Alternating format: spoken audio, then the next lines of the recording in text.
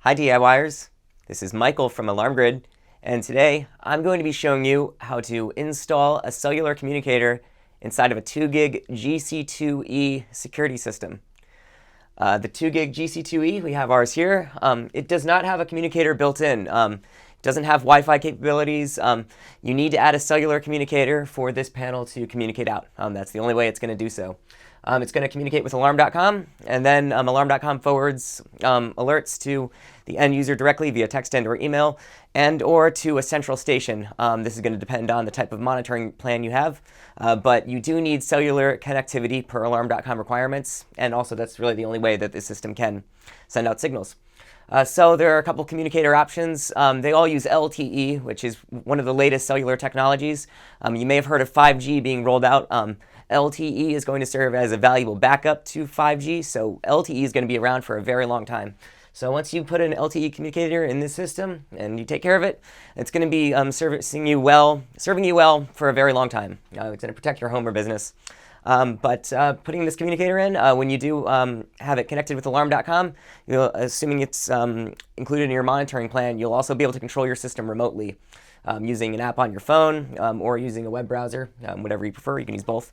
And there are a couple of options, like I was saying. There's an AT&T version and a Verizon version.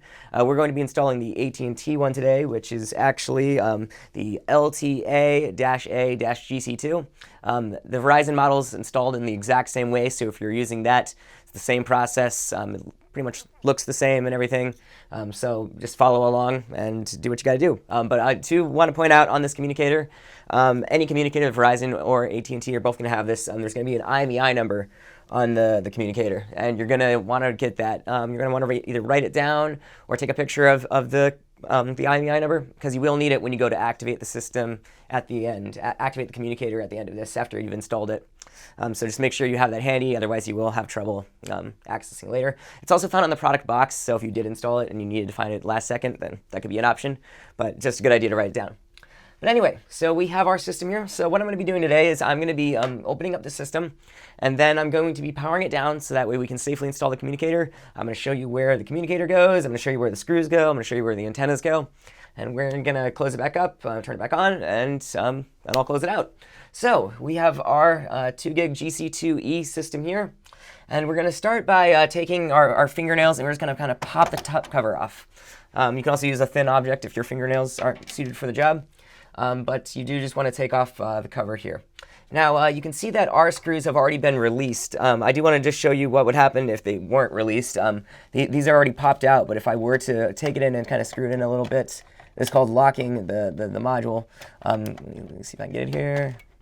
There, you see it's locked. It's not popped out. If I tried to open it now, then I would run into problems. And that's how you first encounter the system a lot of the time. So if you do see that yours are locked, then you do want to take your flathead screwdriver, and you just want to go counterclockwise until it pops out like that. So that's how you can get into it. And you want to do that for both of them.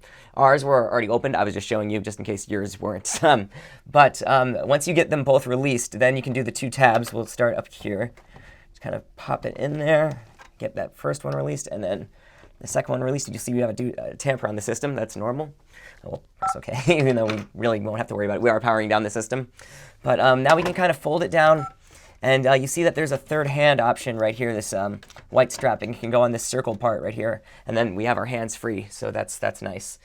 Now I'm going to start by powering down the system. So first we're going to just we'll disconnect the backup battery here, just unplug it, and then we're going to do AC power, which is this white cord right here. And now, if you are using the wire terminals instead for AC power, you might find it easier to unplug a transformer from the wall outlet, or you can cut power at the breaker. That's fine. Just make sure your system is completely powered down. You see our screen is blank now. That means it's powered down. So we have our communicator here. I'm going to start by plugging it in. You see that there's a port for it right here. And then we have our prongs that can go into it. So we're just going to take it and connect it on that part right there. Just want to make sure it aligns. And looks like we're good. So we have that taken care of. And now what we're going to do is we're going to do the two small screws that are right there and right there. And we have our screws and washers right here. They're small screws, so just be a little bit careful with them. I'm going to switch over to a Phillips head screwdriver. Ours is reversible, so we'll do that. And now let's do the first screw here. We'll do the one a little bit far from me. Okay, now we have both screws in place, and our communicator is set. So now it's time to take a look at our antenna here. We have two antennas, and you see on the communicator, there's one labeled main, and then there's one labeled div for diversity. So the antennas actually go in two different places. I'm going to do the main one first. The main one goes inside the panel, and you can just stick it into this little slot right there. You'll see. I'm going to first connect it, and you see when I get it into the hole, and then I just pop it, it's going to make a nice click. You're going to hear it. There we go. So we got the click, and then we can just take the antenna and just slide it into the port here. And I'll worry about getting it out of the way in a little bit later because we will need to close the panel, but I'll worry about that in a bit. So we have our main antenna that's going into the panel, hanging out there. Now we're going to do our diversity antenna, the div, which is the next one. And we're just going to take our antenna, it connects the same way. Just want to get it aligned here. And when we do a nice click, there. That was kind of a quieter click, but we still got it. And we'll take it, and we'll just slide it through the back area. And it can just hang out over there. So now we're going to turn our panel back on. I'll do the backup battery first. We just connect that. See? There we go. And now we need to reapply AC power, which will power the system back on. And if you took out your transformer earlier from the wall outlet, you can just plug it back in, or if you cut power the breaker, return power the breaker. We did the barrel connection from a Honeywell LT cable. So we'll just go and we'll connect it back in. We're good. All right, and now we can go and close the panel. So we're just going to swing it upwards, make sure the antenna is in place. I'm going to kind of just get it out of the way here, just so it's not in the way of anything. And then we take our system, and I want to get that right down, and there we go. Got it back on. Now I'm going to do the locking screws just to kind of show you them again.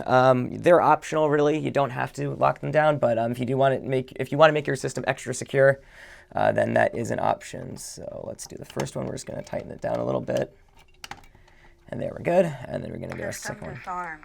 Ready to arm. And you see our system did come back on, and there we go. So we got our two locking screws, and then we can just take our front cover, and we're just going to snap it into place. And there we go. So now our communicator is installed inside of our 2GIG GC2e system. So that is how you install a cellular communicator inside of a 2GIG GC2e, but you have one more step. You do have to activate the communicator for monitoring service. So like I said, you will need your IMEI number. If you sign up with service with Alarm Grid, such as an Alarm Grid Gold plan or Platinum plan, then we'll be contacting you at your scheduled activation slot. Make sure you do this before we contact you and be on site and ready to go, and we'll take care of the rest. So just wait for that phone call at your scheduled time. So, and remember to have your IMEI number in hand. You will need that as part of the process, but we'll walk you through everything else. So that's how you install a cellular communicator inside of a 2GIG GC2e. If you have any questions about the 2GIG GC2e or alarm monitoring services, send an email to support@alarmgrid.com. If you found this video helpful, make sure to give it a thumbs up below, and remember to subscribe to our channel for updates on future videos. We hope you enjoyed the video. Thank you.